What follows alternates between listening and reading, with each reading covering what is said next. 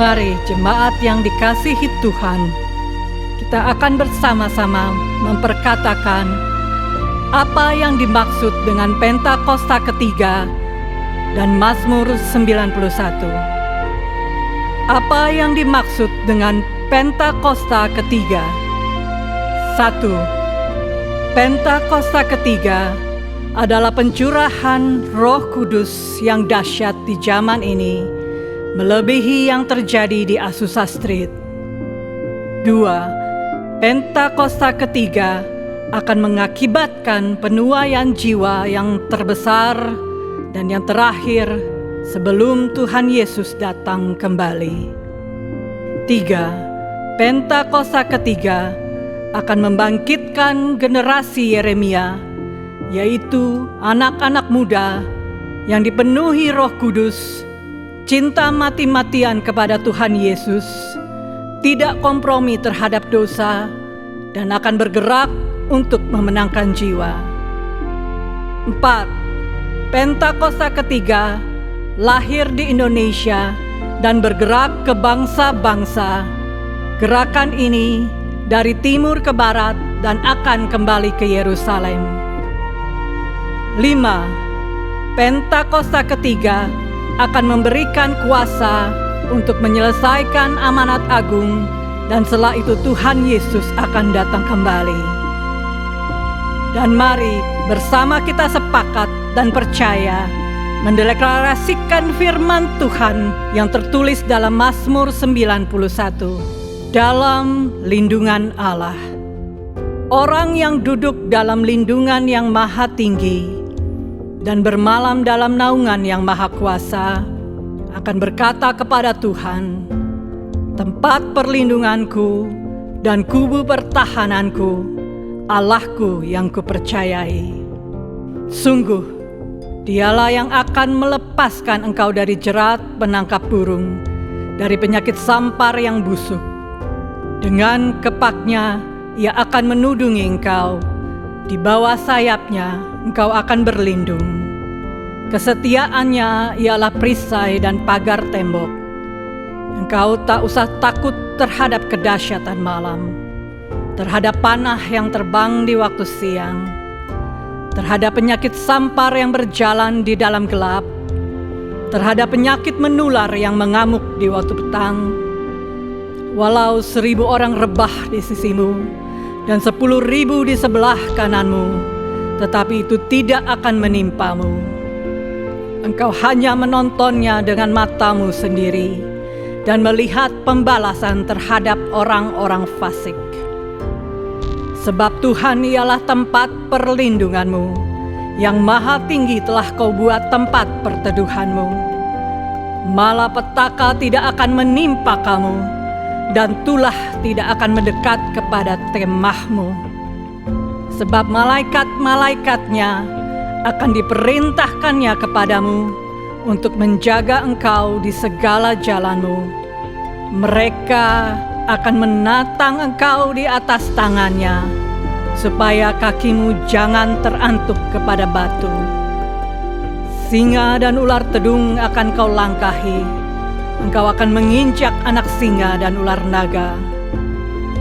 Sungguh, hatinya melekat kepadaku, maka aku akan meluputkannya. Aku akan membentenginya, sebab ia mengenal namaku. Bila ia berseru kepadaku, aku akan menjawab. Aku akan menyertai dia dalam kesesakan. Aku akan meluputkannya dan memuliakannya. Dengan panjang umur akan kukenyangkan dia, dan akan kuperlihatkan kepadanya keselamatan daripadaku. Haleluya! Amin. Haleluya, haleluya. Kasih tepuk tangan yang terbaik buat Tuhan Allah kita, saudara. Shalom. Sekali lagi saudara, shalom. Ada sukacita di rumah Tuhan siang hari ini. Amin. Amin ya saudara. Saudara, saya percaya kalau setiap kita boleh ada di rumah Tuhan hari ini, itu bukan suatu kebetulan saudara. Pasti ada sesuatu hal baik yang Tuhan rancangkan, yang Tuhan sediakan buat setiap kita tempat ini. Amin. Oleh sebab itu saudara, saya mau ajak kita sama-sama mari 1,5 sampai 2 jam ke depan. Kita mau jadikan Tuhan sebagai fokus utama kita. Saudara siap kasih yang terbaik buat Tuhan Yesus? Amin ya saudara ya. Kasih tepuk tangan buat Tuhan kita. Mari tunduk kepala kita satu dalam doa. Bapa yang baik, kami bersyukur Tuhan untuk penyertaan-Mu. Kami mengucap syukur untuk kebaikan-Mu dalam setiap musim hidup kami Tuhan. Terima kasih Tuhan, terima kasih. Biar hari ini kami berkumpul di rumah-Mu. Kami menaikkan pujian, ucapan syukur, penyembahan kami yang terbaik. Hanya untuk-Mu Tuhan Yesus. Terima kasih Tuhan bertata setiap pujian penyembahan kami. Kami serahkan ibadah kami dari awal pertengahan hingga akhir. Hanya di dalam nama Tuhan Yesus. Mari setiap kita yang percaya sama-sama kita katakan. Amin.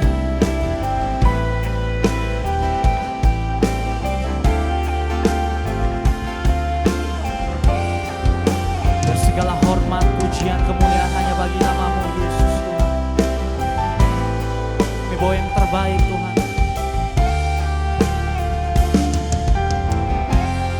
Mari bersama nyatakan.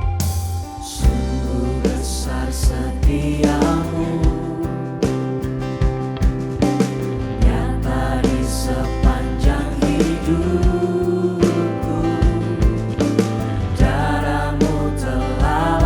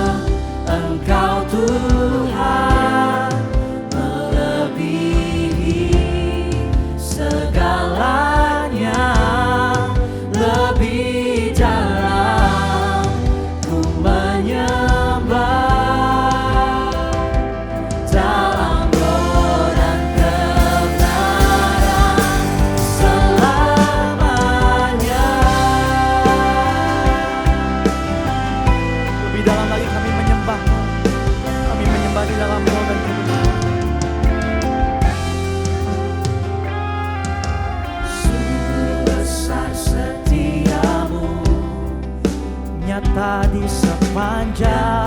sepanjang hidupku. Darah-Mu telah layakkan kehidupanku.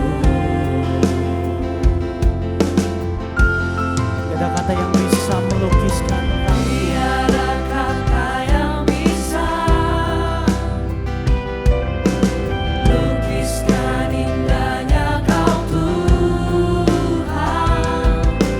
Bagi-Mu segala pujian dan kemuliaan. Mari dengan iman-Mu bersama nyatakan. Tinggikan Engkau Tuhan, melebihi segalanya, lebih dalam ku menyembah. Di dalam roh dan kebenaran, sekali lagi ku tinggikan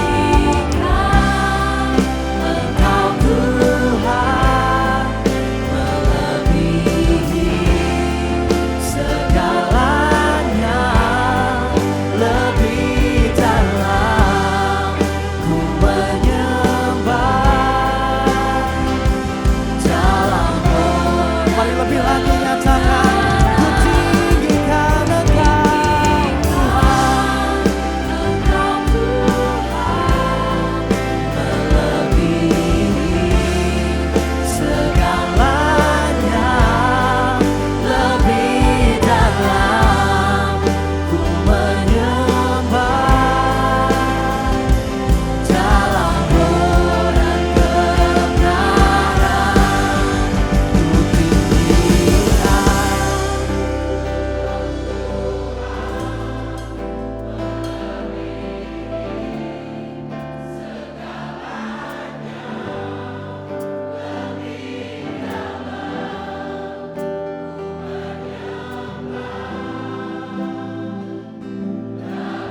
Lebih dalam lagi kami menyembah-Mu Tuhan. Ku tinggikan Engkau Tuhan, melebihi segalanya, lebih dalam ku menyembah di dalam roh. Sekali lagi nyatakan, ku tinggikan Engkau Tuhan, melebihi segala, lebih dalam ku menyembah dalam roh dan kebenaran selamanya. Kasih tepuk tangan yang meriah buat Tuhan kita. Ku tinggikan Engkau Tuhan, melebihi segalanya, lebih dalam ku menyembah di dalam roh. Sekali lagi, ku tinggikan Engkau Tuhan, melebihi segalanya, lebih dalam ku menyembah dalam roh dan kebenaran selamanya. Sampai selama-lamanya kami tetap menyembah-Mu, kami tetap memuji-Mu Tuhan. Sebab hanya nama-Mu yang besar, hanya nama Yesus yang penuh kuasa, yang penuh kuasa. Hanya nama-Mu Tuhan. Lebih lagi kami menyembah-Mu, lebih lagi kami akan pujian kami hanya bagi-Mu.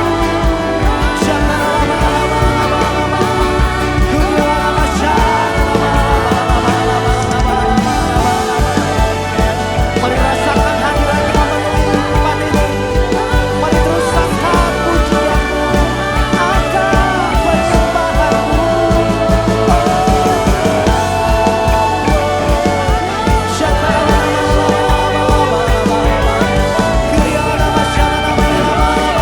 Mari terus sembah Dia, sembah Yesus Tuhan. Haleluya.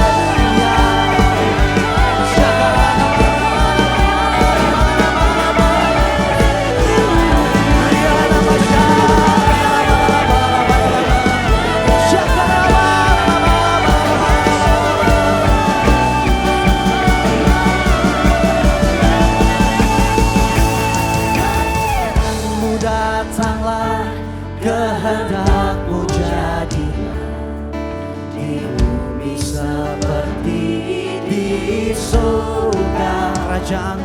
Kerajaan-Mu datanglah, kehendak-Mu jadilah di bumi seperti di surga. Lebih lagi nyatakan, kerajaan-Mu datanglah, kehendak-Mu jadilah di bumi seperti di surga. Kerajaan-Mu datanglah, kehendak-Mu jadilah di bumi seperti di surga. Kerajaan-Mu datanglah, kehendak-Mu jadilah di bumi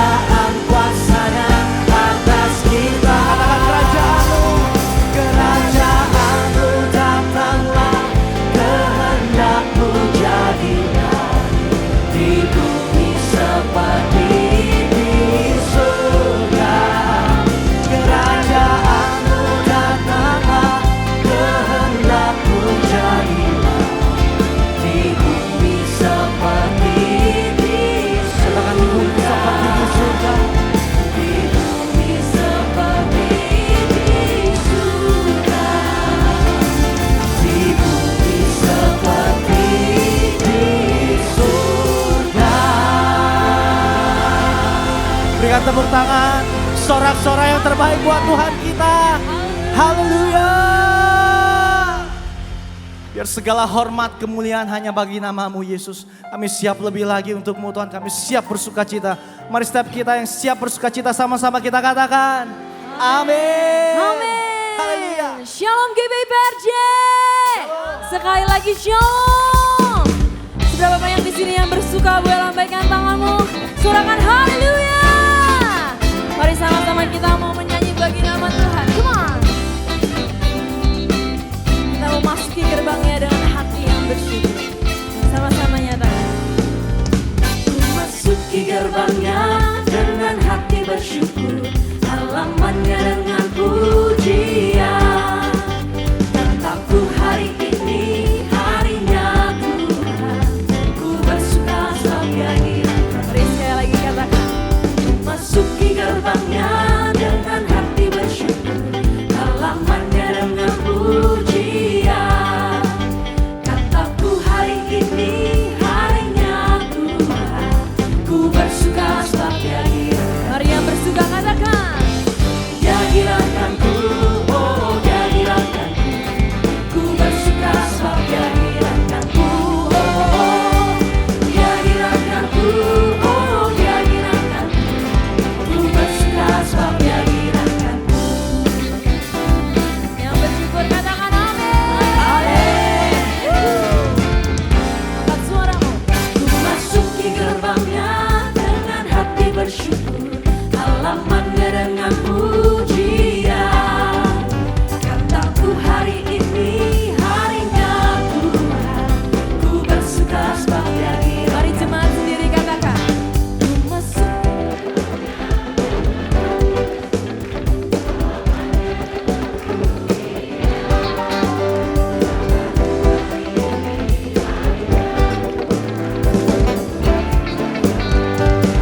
Mari sama-sama.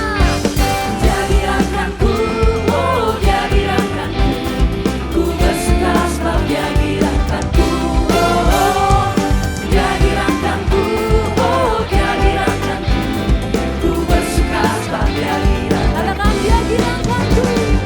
Dia dirangkapku, oh Dia dirangkapku, ku bersuka sebab Dia dirangkapku. Oh, Dia dirangkapku, oh Dia dirangkapku, ku bersuka sebab Dia dirangkapku. Saya mau lihat tangan-tangan yang bersyukur, boleh lambaikan tanganmu. Semua bersuka cita, semua bersyukur bahwa Tuhan kita adalah Tuhan yang baik. Amin. Haleluya. Mari angkat kedua tanganmu, nyatakan. Dia dirangkapku.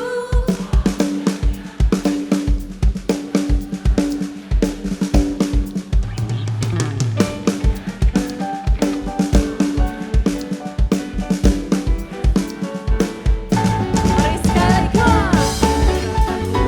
Oh, Dia dirangkapku, ku bersuka sebab Dia dirangkapku. Oh, Dia dirangkapku, oh Dia dirangkapku, ku bersuka sebab Dia Mari sekali lagi katakan. Dia dirangkapku, oh Dia dirangkapku, ku bersuka sebab Dia dirangkapku. Oh, Dia dirangkapku, oh Dia dirangkapku, ku bersuka sebab Dia dirangkapku. Kami bersuka Tuhan. Ku bersuka sebab Dia dirangkapku. Mari nyatakan dengan iman. Ku bersuka sebab Dia dirangkapku. Yang bersuka kasih tepuk tangan yang terbaik buat Tuhan. Haleluya, engkau yang menerima sukacita daripada Tuhan, siap lebih lagi buat Tuhan kita, amin saudara. Dia rindu mendengar setiap nyanyian dari mulut saudara hari ini. So mari bernyanyi untuk Tuhan kita, amin. Sambil bertepuk tangan, come on, 1, 2, 3, say.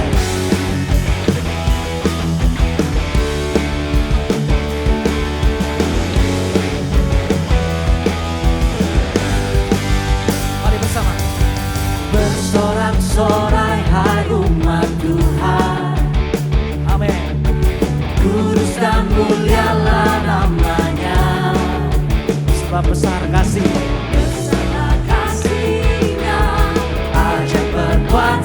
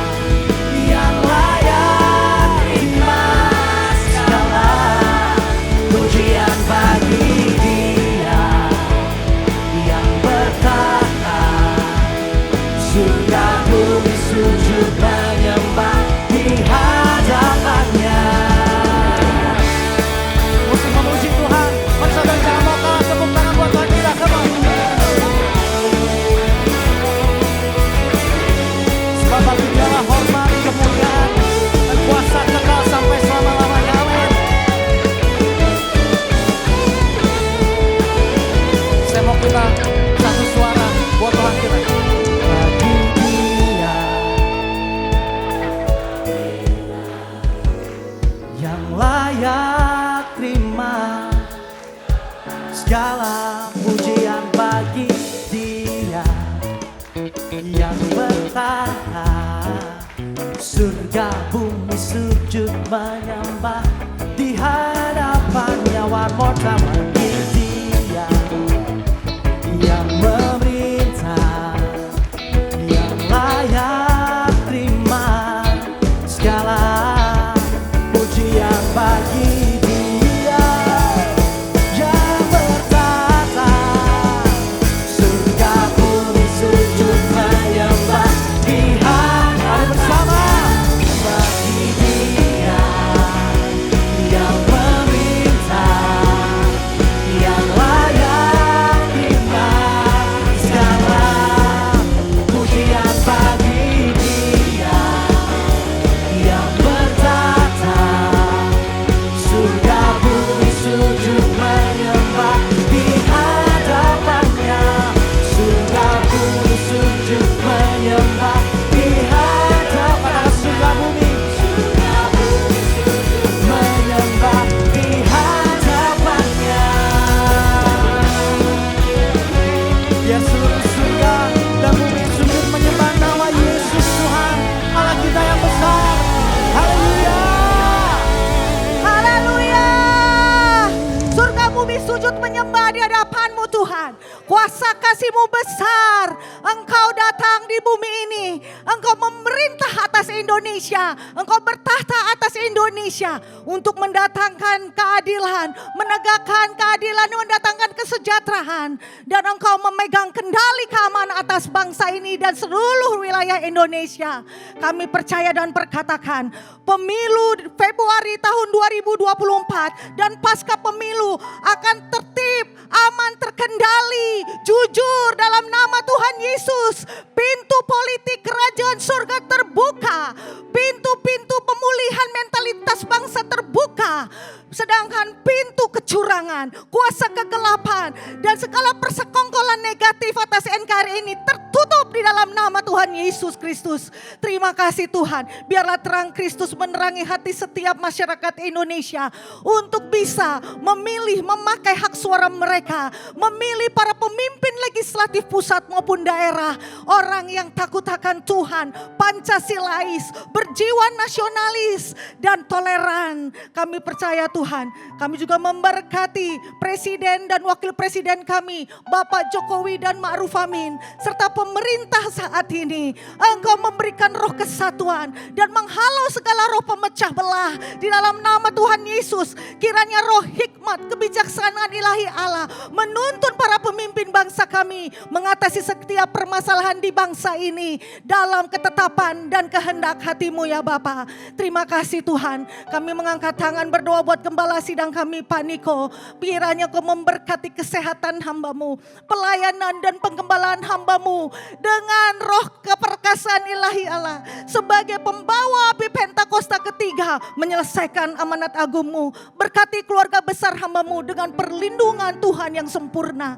Engkau juga terus menuntun Gembala CK7 kami Dr. Yanto dengan roh hikmat dan kebijaksanaan Allah untuk pelayanan dan penggembalaannya di CK7, membawa setiap kami menjadi murid umat yang layak, berkarakter Kristus dan berdampak bagi sesama. Berkati kesehatan hamba-Mu, peluk hamba-Mu dalam setiap keadaannya. Tuhanlah yang menjadi perisai, penolong dan pembela. Engkau yang memberi perlindungan sempurna atas Pak Yanto dan keluarga besarnya di dalam nama Tuhan Yesus. Saat ini kami juga mengangkat tangan di hadapan-Mu, kami bawa generasi Yeremia.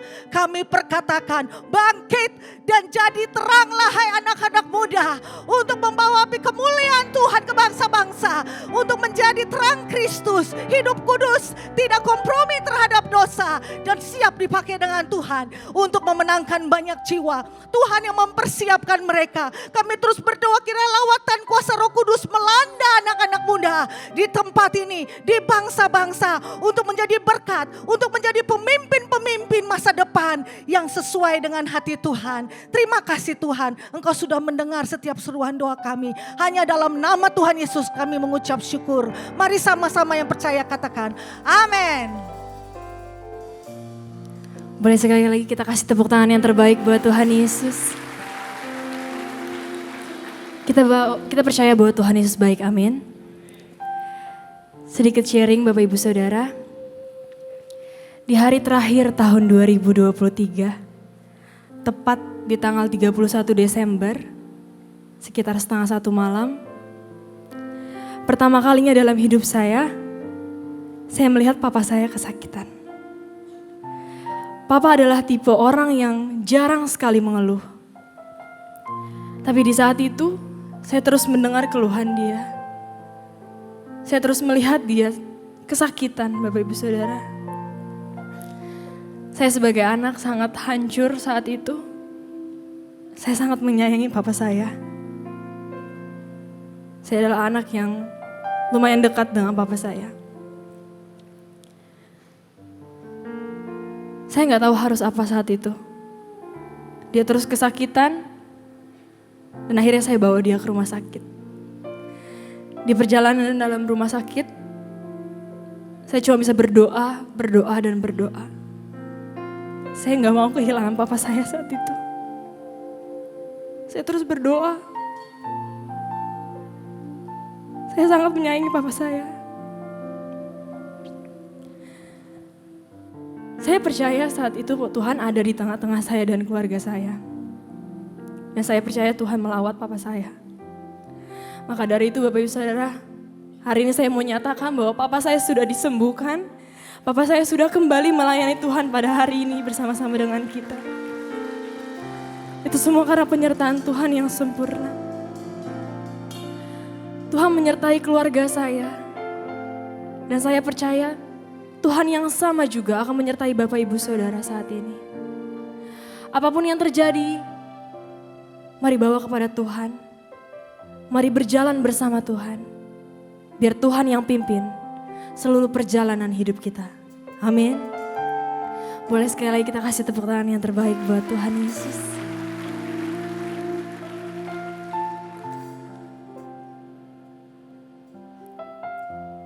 Bila Engkau tak besertaku,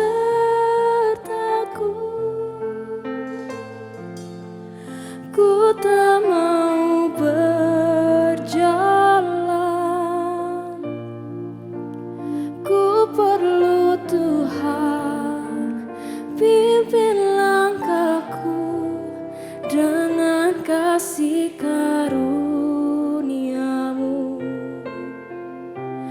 Pimpin langkahku setiap waktu, berjalan dalam Roh-Mu. Nyatakan Tuhan kemuliaan-Mu dan berjalanlah denganku. Mari nyatakan. Bila Engkau tak besertaku,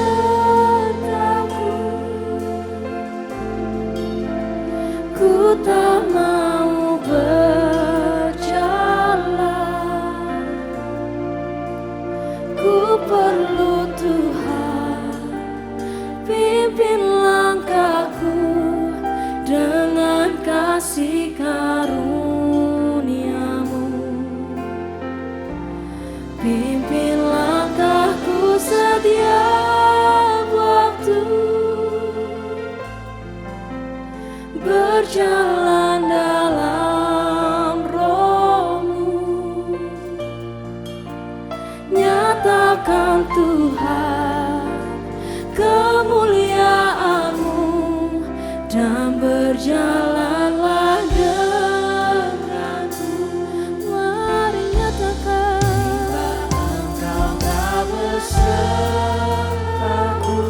Kami tak mau, ku tak mau berjalan. Kami perlu Engkau Tuhan Yesus. Ku perlu Tuhan, pimpin langkahku dengan kasih karunia-Mu. Pimpin langkahku setiap waktu,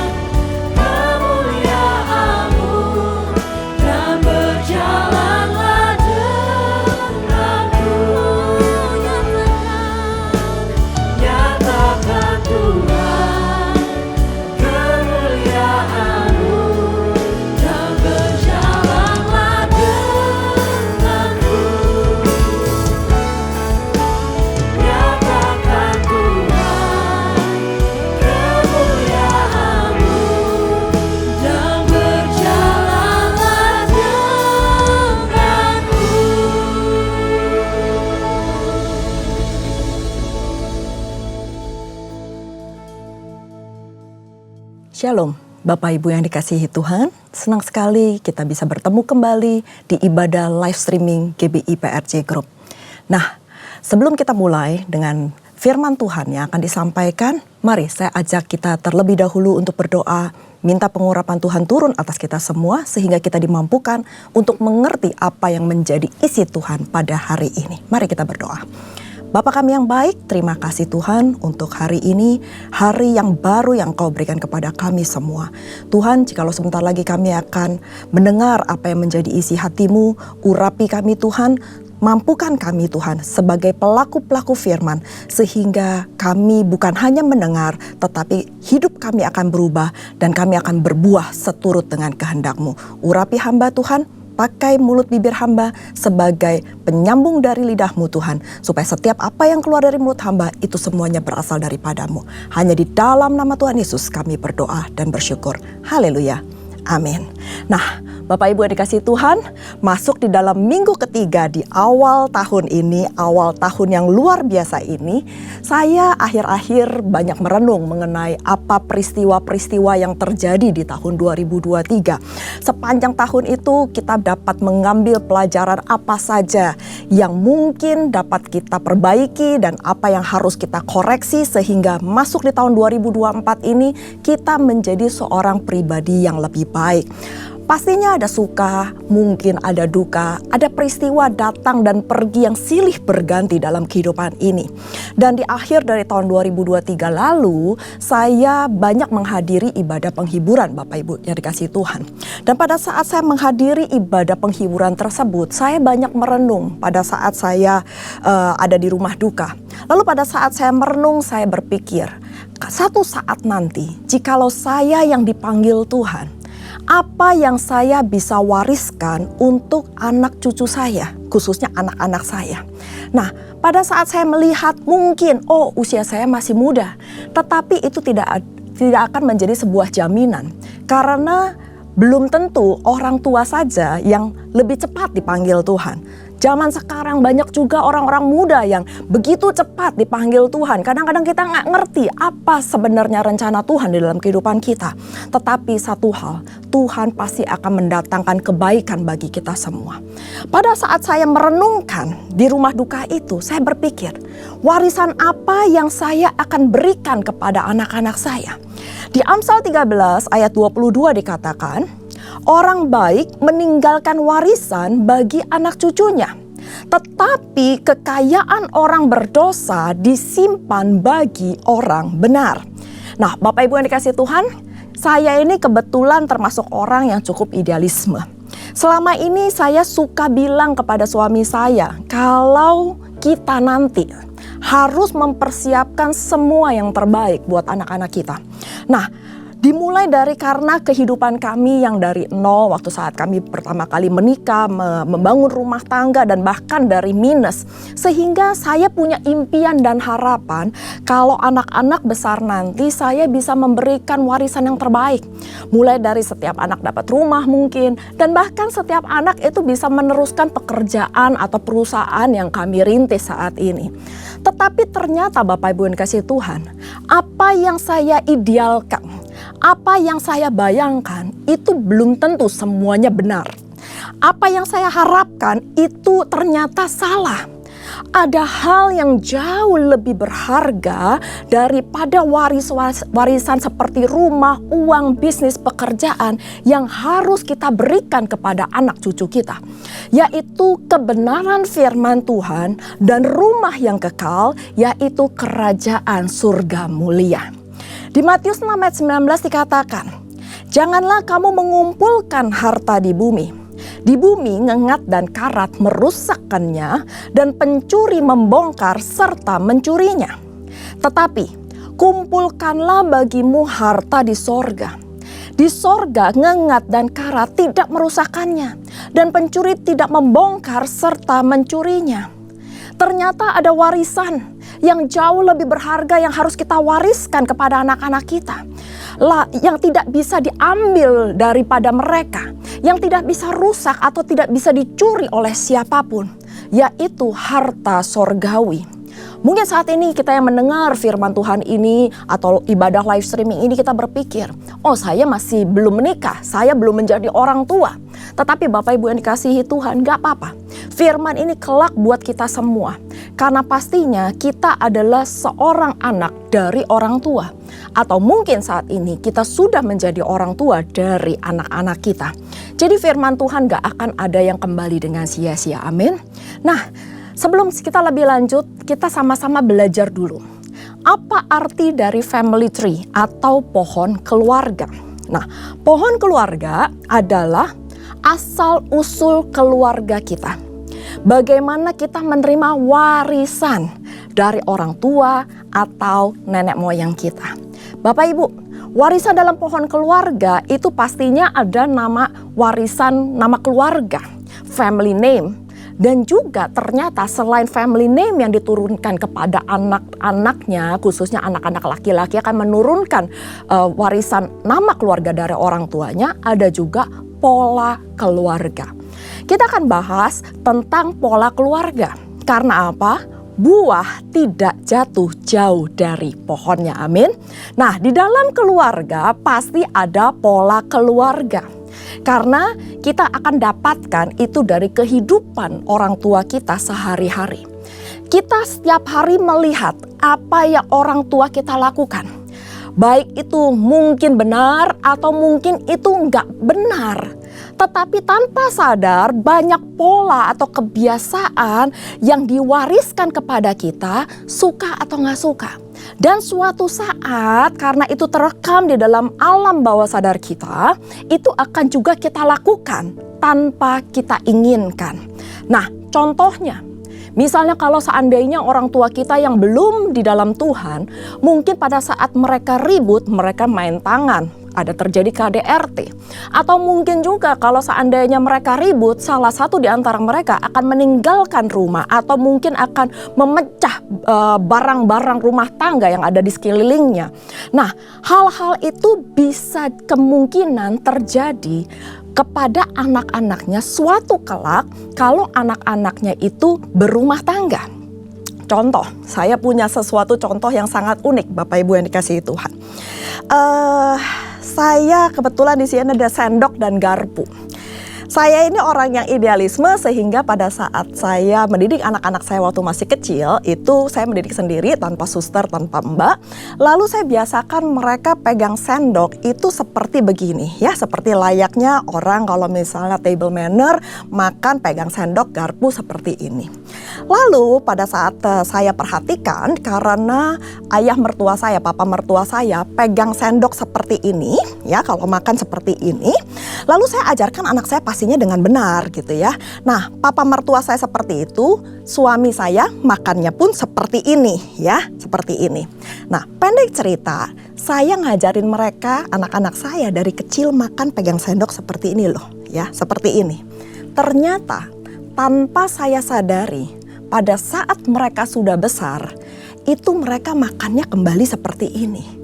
Padahal dari kecil saya ngajarinnya seperti ini. Karena apa? Mereka ngikut suami saya. Suami saya ngikut ke mertua saya. Nah, itu hal-hal simple, hal-hal kecil yang diwariskan dari papa mertua ke suami saya ke anak-anak saya. Meskipun sekarang saya suka bilangin sama anak-anak saya, pegang sendok jangan begini, tapi begini. Memang gak ada salahnya sih pegang sendok seperti ini atau begini. Cuman saya pikir ya udah saya benerin. Nah, itu adalah contoh yang kecil. Apa contoh pola keluarga dari Alkitab yang kita bisa ambil pada hari ini? Saya akan angkat 3 pola keluarga dari 3 keluarga, yaitu Abraham, Ishak, dan Yakub. Ada 2 pola yang sama yang dilakukan oleh 3 keturunan dari tokoh Alkitab ini. Mari kita bahas sama-sama. Yang pertama adalah Abraham. Abraham seperti kita ketahui memiliki 2 anak, yaitu Ishak dan Ismail. Pola keluarga apa yang dilakukan oleh mereka terus menerus? Pola keluarga yang pertama adalah pilih kasih. Ternyata Abraham itu pilih kasih di antara 2 anaknya. Yang pertama adalah Ishak anak perjanjian, itu yang dikasihi. Dan kedua, pola keluarga apa yang terjadi adalah pergi dari rumah. yaitu Ismail yang akhirnya keluar pergi dari rumah. Dua pola ini, pilih kasih dan pergi dari rumah, itu terjadi dalam kehidupan Abraham. Lalu siapa contoh yang kedua? Kita lihat lagi setelah Abraham, generasi berikutnya adalah Ishak. Ishak memiliki dua anak, yaitu Esau dan Yakub. Kalau kita tahu Esau ini anak kesayangan dari Ishak. Nah, sehingga pada saat dia mengikuti pola keluarga yang dilakukan oleh ayahnya, dia mengasihi Esau lebih daripada Yakub. Akhirnya yang keluar dari rumah, di pola keluarga yang keluar dari rumah, itu terjadi pada Yakub. Nah, Yakub keluar dari rumah karena melarikan diri dari Esau. Dan generasi ketiga, yaitu Yakub. Seperti kita juga ketahui, Yakub memiliki 12 anak. Dan itu terjadi pada Yusuf. Yusuf adalah anak yang dikasihi oleh Yakub begitu luar biasa. Dan akhirnya apa yang terjadi? Yusuf juga keluar dari rumah. Karena apa? Karena dia dijual oleh saudara-saudaranya. Di sini kita melihat bahwa ada pola-pola yang dilakukan secara sadar atau tidak sadar itu oleh 3 generasi terus menerus. Dan itu tercatat dalam Alkitab. Di Keluaran 34 ayat 7 dikatakan, yang meneguhkan kasih setianya kepada beribu-ribu orang, yang mengampuni kesalahan, pelanggaran dan dosa. Tetapi tidaklah sekali-kali membebaskan orang yang bersalah dari hukuman, yang membalaskan kesalahan bapa kepada anak-anaknya dan cucunya, kepada keturunan ketiga dan keempat. Jadi Bapak Ibu yang dikasihi Tuhan, hati-hati dengan keturunan yang ada di bawah kita. Karena apa yang kita lakukan itu bisa berdampak kepada 3 sampai 4 keturunan di bawah kita. Kita harus bisa memutuskan tali rantai kutuk yang ada di atas kita, sehingga itu tidak akan turun kepada anak-anak kita. Tetapi itu semuanya tergantung dari pilihan kita. Apakah kita sadar akan kebenaran firman Tuhan dan kita mengambil langkah yang benar sehingga tali kutuk itu dipatahkan. Maka dari itu Bapak Ibu yang dikasihi Tuhan, kebiasaan atau perilaku yang buruk yang dilakukan oleh orang tua kita harus diputuskan supaya tidak berlanjut kepada anak dan cucu kita. Kalau yang baik kita teruskan, tetapi kalau yang buruk itu harus kita putuskan atau kita patahkan. Contoh dari gambar ilustrasi yang saya tampilkan, saya sampaikan saat ini adalah orang-orang zaman dulu. Mungkin opa oma kita atau nenek buyut kita ya, itu suka ngomong bodoh kamu, stupid gitu ya. Itu secara nggak sadar mungkin turun kepada orang tua kita. Mungkin papa mama kita juga suka bisa bilang kepada kita dulu zaman waktu kita masih kecil, kamu itu gak baik, kamu itu gak bener gitu ya. Suka seperti itu kan. Secara gak sadar mereka lakukan itu, perkataan-perkataan yang mengutuk gitu ya. Nah sekarang kita yang mengerti firman Tuhan, kita yang tahu kebenaran firman Tuhan, kita harus mengubahnya dengan kata-kata, sayang, mama papa sayang loh sama kamu. Meskipun kamu melakukan hal-hal seperti ini. Alangkah baiknya jikalau kalian melakukan kebenaran firman Tuhan. Ganti kata-kata stupid, you are not good enough dengan kata-kata I love you. Mama papa mengasihi kamu, tapi kalian harus berubah. Nah, pada saat kita melakukan itu, sehingga anak-anak kita akan menerima janji-janji Tuhan. Firman Tuhan, janji-janji Tuhan akan tergenapi dalam kehidupan mereka. Jangan mengutuki mereka, ucapkan kata-kata berkat. Hati-hati dengan apa yang keluar dari mulut bibir kita. Karena mulut bibir kita bisa mengucapkan berkat atau mengucapkan kutuk kepada keluarga kita. Kepada suami kita, kepada istri kita, atau kepada anak-anak kita. Seperti firman Tuhan berkata, hidup mati dikuasai oleh lidah. Siapa suka mengembangkannya akan memakan buahnya. Amin. Maka dari itu, perkataan-perkataan iman, perkataan-perkataan baik. Apa yang kita inginkan itu terjadi di dalam anak cucu kita, terjadi dalam keluarga kita.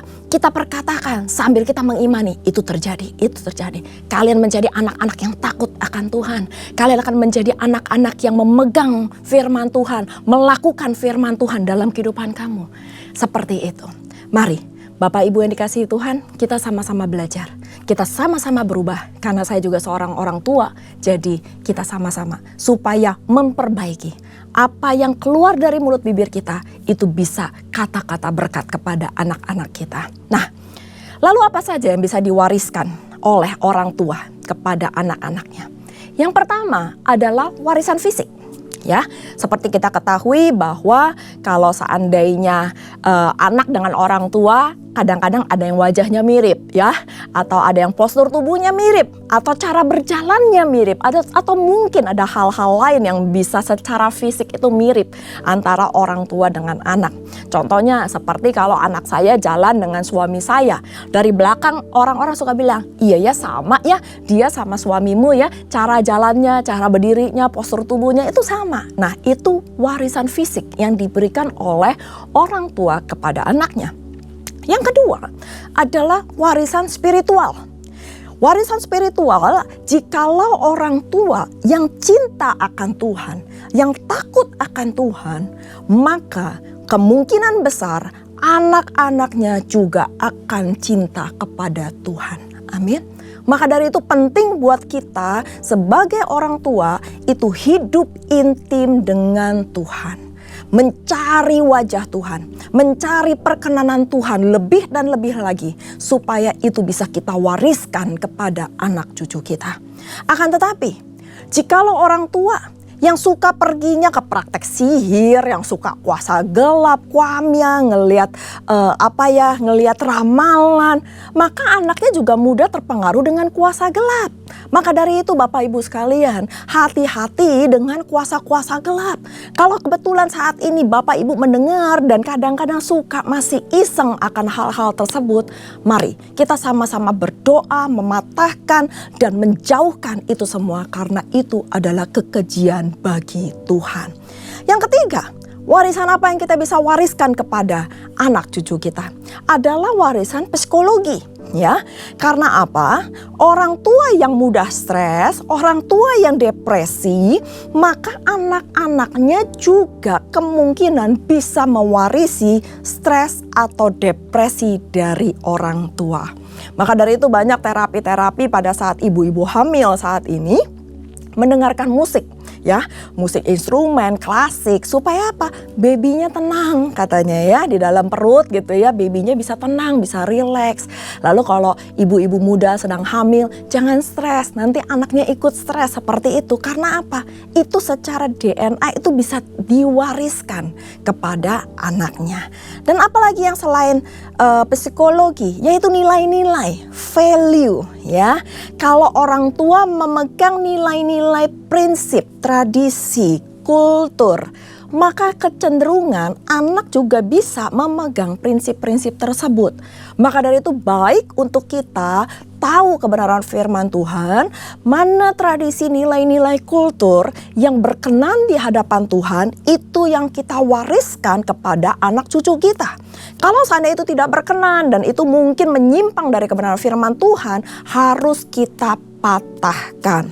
Dan juga nilai-nilai firman Tuhan yang harus kita tanamkan kepada anak kita setiap hari, setiap waktu. Mungkin saat ini kita nggak melihat langsung hasilnya karena mungkin anak-anak masih dalam terpengaruh lingkungan, terpengaruh sosial media atau apa yang mereka lihat dari televisi gitu ya. Tetapi nggak usah khawatir karena apa yang kita tabur suatu saat itu akan bertumbuh dan berbuah di dalam kehidupan anak-anak kita. Dan juga ada juga nilai-nilai aturan yang diwariskan oleh orang tua. Misalnya kalau ada etnis-etnis tertentu atau ada suku-suku tertentu yang bilang bahwa anak laki-laki lebih berharga daripada anak perempuan atau anak-anak harus hormat taat kepada orang tua, itu juga baik. Tetapi ada halnya di mana semuanya itu kembali ke firman Tuhan. Dan yang terakhir, Warisan apa yang kita bisa lihat dari orang tua kepada anak? Yaitu relasi atau hubungan. Baik jikalau suami istri memiliki hubungan yang harmonis. Karena apa? Anak-anak akan melihat hal itu. Dan suatu kelak pada saat anak-anak kita menikah dan membangun keluarga, mereka akan mendapatkan contoh yang baik dari orang tuanya. Karena apa? Relasi orang tuanya, papa mamanya itu baik, itu harmonis. Juga bagaimana relasi antar saudara. Kalau seandainya kita suka ribut sama saudara kita suka ribut sama orang-orang yang ada di luar sana, maka itu akan juga terekam. Anak-anak kita akan gampang emosi. Sehingga kalau mereka tertekan sedikit atau kepepet sedikit, maka mereka akan gampang emosi. Nah, juga relasi dalam mengekspresikan kasih. Meskipun kita tinggal di daerah timur ya, di budaya timur, gak ada salahnya kok kita mengekspresikan kasih. Karena setiap orang pasti butuh disayang, butuh dikasihi. Amin. Nah, ada hal-hal di mana kita bisa loh mengapresiasi mereka dengan kata-kata yang manis. Mengapresiasi anak-anak kita dengan kata-kata yang yang membangun cinta kasih mereka. Mama bangga sama kalian, mama bangga sama kamu, mama sayang sama kamu. Perkatakan ya, dan lakukan juga dengan sentuhan. Peluk mereka, cium mereka. Ekspresikan. Bangun relasi kita orang tua dengan anak-anak dengan mengekspresikan kasih. Dan yang terakhir di dalam relasi, bagaimana cara kita mengatasi konflik. Kalau seandainya kita lagi ribut suami istri, bagaimana cara kita mengatasinya, menyelesaikan konflik itu juga pasti bisa terekam kepada anak-anak kita. Karena apa? Kalau seandainya kita suka berantemnya lama, ributnya lama gitu ya, banting-bantingan pintu misalnya ya. Itu nanti anak kita juga kalau ribut satu saat sama istrinya atau sama suaminya, itu juga bisa hal-hal itu juga terjadi. Maka dari itu anak memerlukan role model ya. Anak perlu lihat dari orang tua bagaimana relasi antara suami dan istri. Sehingga apa? Anak-anak mendapatkan contoh yang baik dari orang tuanya. Nah, jangan seperti Imam Eli, di mana Imam Eli tidak mendidik anak-anaknya menjadi anak-anak yang takut akan Tuhan. Padahal Imam Eli adalah abdi Allah. Dia bekerja di dalam bait Allah. Tetapi ternyata Imam Eli sendiri yang gagal mendidik anak-anaknya menjadi anak-anak yang takut akan Tuhan. Sehingga anak-anaknya menghujat Tuhan dan hukuman menimpa kepada mereka. Di Ulangan 6 ayat 7 dikatakan, haruslah engkau mengajarkannya berulang-ulang kepada anak-anakmu dan membicarakannya apabila engkau duduk di rumahmu, apabila engkau sedang dalam perjalanan, apabila engkau berbaring, dan apabila engkau bangun. Bapak Ibu yang dikasihi Tuhan, ternyata mendidik anak itu gak cuma 1 kali 2 kali. Kita harus berkata-kata terus, berulang-ulang. Kalau saya istilahnya pagi, siang, sore, malam ya. Meskipun dia bosan dengar, tapi kita mesti ngomongin terus sampai itu benar-benar nyantol di dalam pikiran, hati, dan akhirnya kehidupan mereka. Ini firman Tuhan yang dikatakan di Ulangan 6 ayat 7. Dia duduk, dia tidur, dia dalam perjalanan, dia bangun. Kita harus memperkatakan firman. Jangan pernah jemu-jemu untuk memperkatakan firman. Karena setiap perkataan firman itu tidak akan kembali dengan sia-sia. Amin. Nah, jadi kalau misalnya ada orang yang bilang sama saya, tapi Bu Tirsa, saya udah ngomongin anak saya, ya nggak apa-apa. Ngomongin lagi, dan ngomongin terus sambil kita berdoa untuk anak-anak kita. Kita berdoa supaya Tuhan menyertai, melindungi, dan memberkati anak-anak kita. Dan mereka akhirnya mendapatkan semua yang terbaik dari Tuhan. Amin. Nah, dari 5 poin atas tentang warisan, apa yang diwariskan oleh orang tua kepada anak, ada 2 hal yang akhirnya kita harus lakukan, yaitu accept and forgiveness. Mengenai accept, kita sebagai orang tua harus menerima segala sesuatu dalam sisi positifnya. Sama seperti kita sebagai anak, kita juga harus menerima orang tua kita apa adanya. Sisi positifnya yang kita ambil. Jangan banyak komplain, jangan banyak menggerutu. Seandainya saya tidak dilahirkan dari keluarga ini. Seandainya papa mama saya bukan dia. Tidak usah seperti itu Bapak Ibu sekalian. Karena itu tidak memecahkan masalah. Tidak mendatangkan solusi dalam kehidupan kita. Belajar untuk bersyukur. Terima orang tua kita apa adanya. Karena orang tua kita juga punya masa lalu. Yang mungkin dia tidak ceritakan kepada kita. Bagaimana dulu mungkin orang tuanya juga mendidik dia seperti bagaimana, sehingga mereka tidak tahu cara mendidik anak yang baik dan benar, sehingga mereka memperlakukan kita seperti itu. Nah, maka dari itu kita harus belajar untuk menerima, untuk melihat sisi positifnya dan bersyukur apa adanya. Di Mazmur 139 ayat 13 sampai 14 dikatakan, sebab engkaulah yang membentuk buah pinggangku, menenun aku dalam kandungan ibuku. Aku bersyukur kepadamu oleh karena kejadianku dahsyat dan ajaib. Ajaib apa yang kau buat dan jiwaku benar-benar menyadarinya. Di ayat ini benar-benar dikatakan bahwa Tuhan sendiri yang membentuk buah pinggang kita. Nggak bikin pakai mesin dicetak gitu ya, asal adanya kita mass product gitu, enggak. Kita dibentuk loh satu persatu, ditenun. Bapak Ibu tahukah bahwa untuk menenun itu sebuah pekerjaan yang sangat rumit, yang sangat sulit dan sangat membutuhkan waktu, ketepatan ya. Jadi nggak sembarangan. Dan Tuhan membentuk Bapak Ibu dan saya itu dengan cara menenun di dalam kandungan ibu kita. Dan kita harus bersyukur kepada Tuhan. Karena Tuhan menciptakan kita nggak asal-asalan. Akan tetapi dengan cara yang dahsyat dan ajaib. Dan apa yang Tuhan perbuat, kita harus benar-benar menyadarinya. Jadi belajar untuk bersyukur.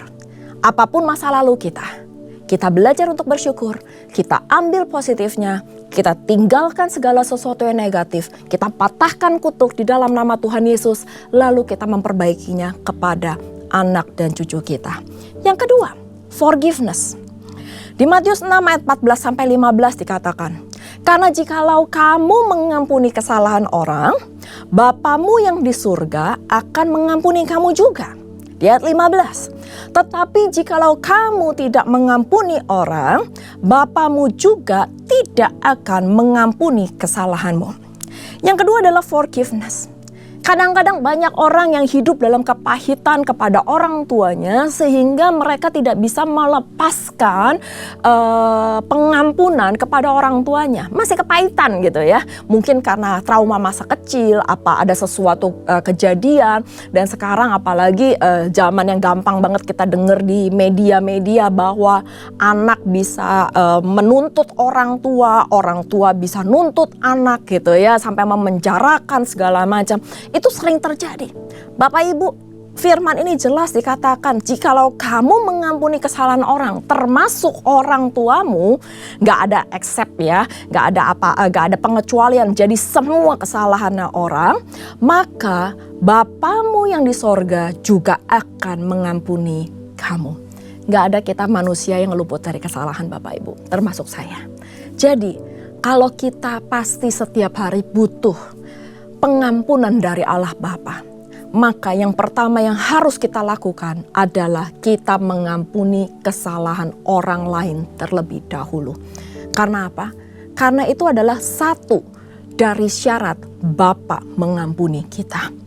Dan kalau kita tidak bisa mengampuni orang, khususnya orang tua kita yang mungkin melakukan sesuatu kepada kita, Bapa yang di surga juga tidak akan mengampuni kita.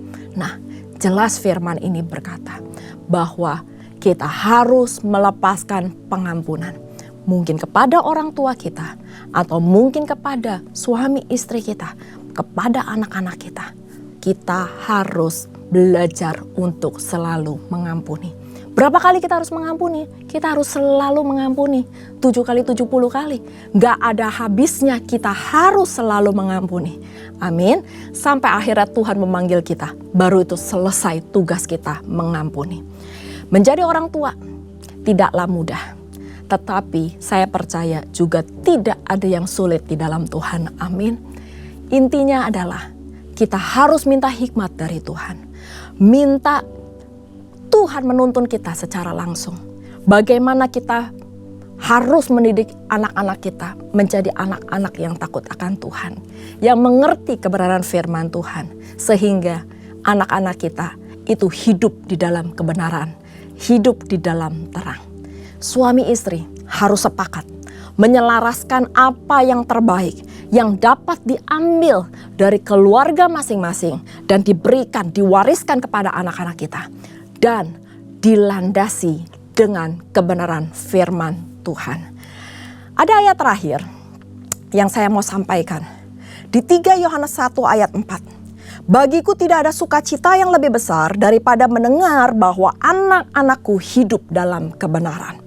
Nah, Bapak Ibu, bagaimana sekarang caranya kita bisa mewariskan anak-anak kita hidup dalam kebenaran? Yaitu pertama, berdoa minta hikmat kepada Tuhan. Apa yang harus kita lakukan? Kalau seandainya itu nggak cukup, Tuhan mungkin bicara sama kita, tapi kita nggak mudeng-mudeng, kita nggak ngerti. Kita harus banyak baca buku tentang parenting. Atau bahkan ikut seminar, ikut komunitas, ikut pengajaran-pengajaran yang mengajarkan bagaimana cara mendidik anak yang baik dan benar sesuai dengan firman Tuhan. Jangan sesuai dengan apa kata dunia.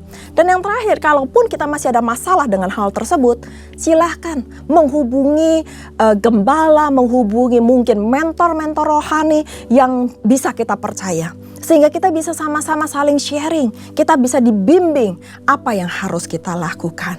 Nah, sebagai orang tua, saya percaya kita nggak cuman bangga kalau seandainya anak kita ini sukses dalam pekerjaan, dalam karir, atau mungkin di dalam sekolahnya, dalam kuliahnya, pelajarannya dia. Nggak cukup cuman sampai situ saja. Tetapi akan lebih bangga, akan lebih sukacita kalau anak-anak kita hidup takut akan Tuhan dan hidup dalam kebenaran firman Tuhan. Amin. Mari kita berdoa. Bapa kami yang baik, terima kasih Tuhan untuk firman Tuhan yang sangat singkat, yang sangat sederhana ini Tuhan. Di mana kami boleh belajar mengenai family legacy, apa yang harus kami wariskan kepada anak cucu kami Tuhan. Nah pada saat ini Tuhan, kami tahu, kami terbatas, kami mungkin gak mampu Tuhan. Tapi kiranya hikmat marifat yang daripada Tuhan, pengurapan yang daripada Tuhan turun atas setiap kami. Baik kami yang saat ini sudah menjadi orang tua atau yang akan menjadi orang tua suatu kelak nanti Tuhan. Berikan kami hikmat-Mu Tuhan, tuntun setiap jalan kami. Sehingga kami dapat mendidik anak-anak kami menjadi anak-anak yang takut akan Tuhan. Karena kami tahu Tuhan, gak ada yang lebih berharga daripada harta sorgawi yang bisa dapat kami wariskan kepada anak cucu kami. Terima kasih Bapa, berkati setiap jemaat-Mu yang mendengarkannya, dimanapun mereka berada, apapun yang menjadi kondisi kehidupan mereka dan apapun yang menjadi permohonan doa mereka Tuhan. Saat ini hamba berdoa, Engkau Tuhan sendiri yang mengabulkan sesuai dengan kehendak-Mu dan sesuai dengan waktu-Mu. Pemulihan demi pemulihan terjadi, mujizat demi mujizat terjadi di dalam nama Yesus. Keluarga demi keluarga dipulihkan di dalam nama Yesus. Menjadi keluarga yang harmonis, keluarga yang diberkati Tuhan, keluarga yang takut akan Tuhan. Terima kasih Bapa, kami alaskan semuanya ini hanya di dalam nama Tuhan Yesus. Haleluya, amin. Terima kasih, Tuhan Yesus memberkati. Shalom.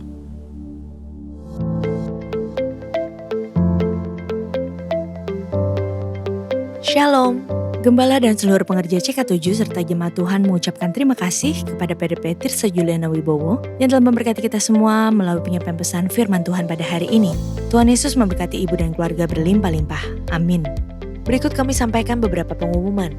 Ibadah Raya via live streaming hari Minggu tanggal 28 Januari 2024 pukul 7, 9, 11.30, 14 dan 16.30 waktu Indonesia Barat akan dilayani oleh PDM Teresia Cynthia Tirta Dereja SH.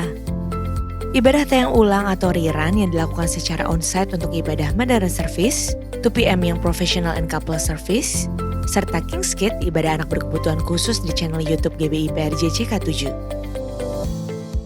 Untuk persembahan umum atau kolekte, perpuluhan jemaat, ucapan syukur dan lain-lain dapat dilakukan melalui e-banking, mobile banking, ATM maupun online di website ke rekening persembahan CK7. BCA Cabang Tamrin dengan nomor akun 206 333 8222 atas nama GBI PRJ. Ibadah Minggu tanggal 28 Januari 2024 diadakan di GBI PRJ pukul 7, 9 dan 11.30 waktu Indonesia Barat dilayani oleh Pastor Jesse Lantang. Pukul 16.30 waktu Indonesia Barat dilayani oleh Pendeta Dr. Yanto Simko Putra MD PhD. GB Interkon pukul 7, 9 dan 11 waktu Indonesia Barat dilayani oleh Pendeta Stefan J. Saputra SMTH. Pukul 16 dan 18 waktu Indonesia Barat dilayani oleh Pendeta Roy Ramadhani Jaya MSc. GB Am Sutra Mall pukul 7, 9, 11 dan 14 waktu Indonesia Barat dilayani oleh Evangelis Tamara Geraldine Tuana Kota STH SOS MTH CBC. Pukul 15 dan 17 waktu Indonesia Barat dilayani oleh Pastor Jesse Lantang. GBI PRJ Pluit pukul 9, 11 dan 13 waktu Indonesia Barat dilayani oleh Pastor JJ Simko Putra. GBI PRJ Mandarin pukul 9 waktu Indonesia Barat dilayani oleh Evangelis Philip Huang. GBI HCR pukul 8 dan 10 waktu Indonesia Barat dilayani oleh PDP Hartono SE. GBI San Moritz pukul 9 dan 11 waktu Indonesia Barat dilayani oleh Pastor Randy Junaidi BSC. Pukul 13, 15 dan 17 waktu Indonesia Barat dilayani oleh Pendeta Dr. Andes Markus Simanjuntak MTH. Ibadah Raya onsite di atas disertai juga dengan ibadah pemuda dan anak secara onsite. Unit pengajaran CK7 kembali membuka kelas KOM 100 dan 200 online. Dimulai pada hari Selasa tanggal 13 Februari 2024. Pendaftaran dibuka mulai tanggal 2 Januari sampai dengan 13 Februari 2024. Bagi Bapak Ibu yang mau memperdalam isi Alkitab dapat mengikuti kelas tersebut dan harap segera mendaftarkan diri. Untuk pendaftaran dapat melalui website www.gbprj.org atau dapat mendaftarkan diri di counter sekretariat pada hari Minggu di gereja masing-masing cabang sesuai tempat Bapak Ibu beribadah.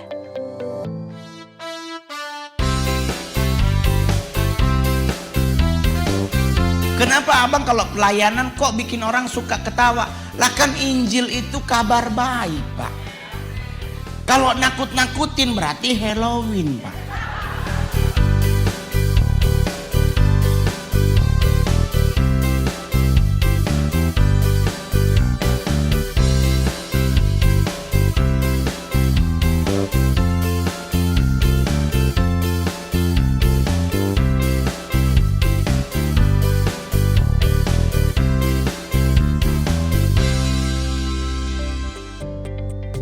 Unit Pelayanan Jemaat Bidang Pernikahan CK7 kembali membuka kelas BPN online, dimulai pada tanggal 14 Februari sampai dengan 8 Maret 2024 setiap hari Rabu dan Jumat.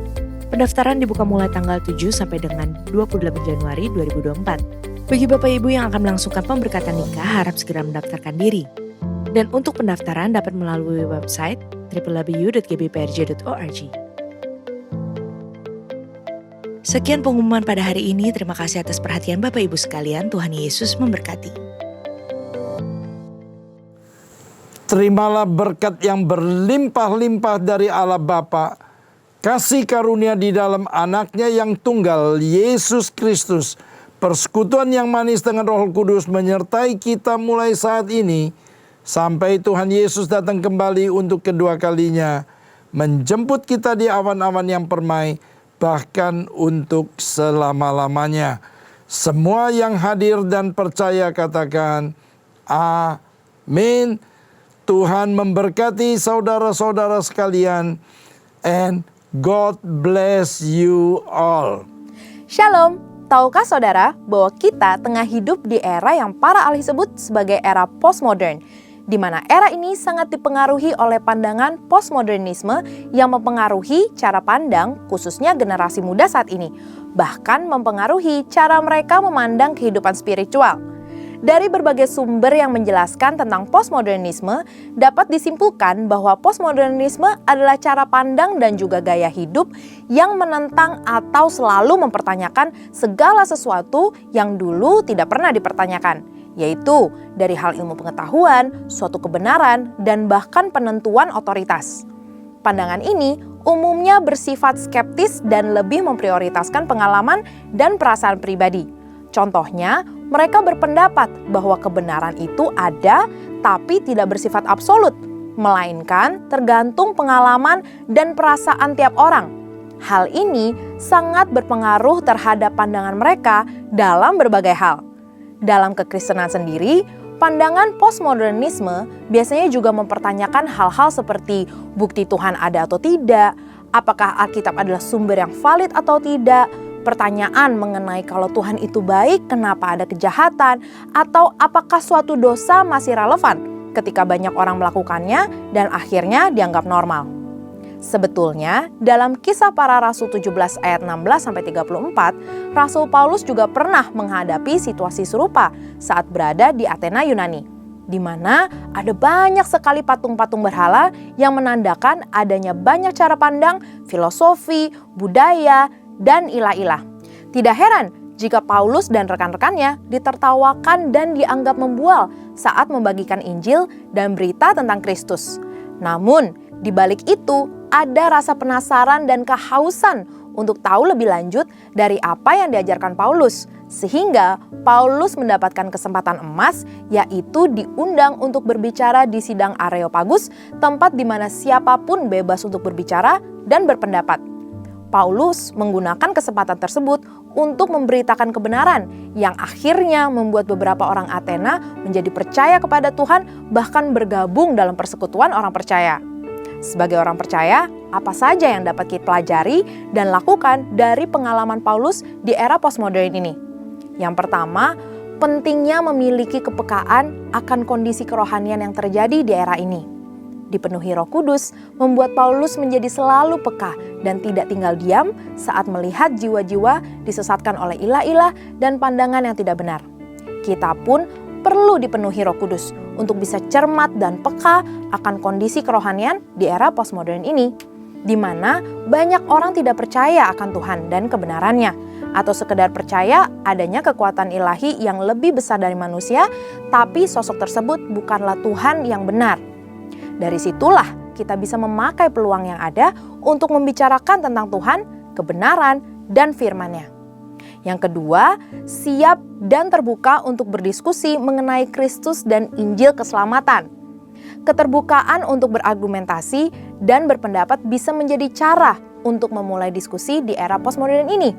Generasi di era ini sangat terbuka dan kritis akan segala hal, serta tidak mudah menerima sesuatu begitu saja. Namun, hal ini dapat kita gunakan untuk berdiskusi, menjelaskan tentang Kristus dan kebenarannya. Sama seperti Paulus yang memakai kesempatan yang ada untuk membuka ruang guna bertukar pikiran, mulai dari orang Yahudi, non-Yahudi, bahkan dengan para filsuf. Ia memberikan alasan dan argumentasi yang tepat dalam menyampaikan kebenaran dan Injil keselamatan, serta menyerukan pertobatan. Yang ketiga, memanfaatkan narasi dan argumentasi postmodernisme sebagai pintu masuk untuk menjawab kebutuhan dari pandangan tersebut. Perlu disadari bahwa di balik argumentasi dan narasi postmodernisme terdapat suatu kebutuhan dan kehausan untuk mendapatkan jawaban yang kuat dan benar. Disitulah kebenaran firman menjadi jawaban. Paulus mengerti akan hal ini, sehingga ia menggunakan situasi yang ada untuk menjawab kehausan warga Athena. Begitupun di era postmodern, saat anggapan akan berbagai pandangan dan ilah-ilah adalah sama, justru hal itu membuka peluang untuk kita untuk menjelaskan mengapa Yesus Kristus yang kita sembah berbeda dari ilah manapun. Tantangan akan pandangan-pandangan postmodernisme ini janganlah dipandang sebagai sesuatu yang harus dihindari, tapi justru sebagai pintu untuk bisa berdiskusi terbuka, berbicara mengenai kebenaran dan keselamatan dengan tetap saling menghormati satu sama lain. 1 Petrus 3 ayat 14 berkata, "Jangan takut dan gentar untuk membagikan kebenaran, sebab dipenuhi Roh Kudus memberikan kita keberanian dan hikmat untuk berkata-kata dengan tepat, sehingga siap menjelaskan iman kita dengan lemah lembut, hormat, dan penuh kasih Allah." Saudara, untuk penjelasan lebih lengkap dari tim teologi kami, silakan scan QR Code atau buka link yang ada di atas. Tuhan Yesus memberkati.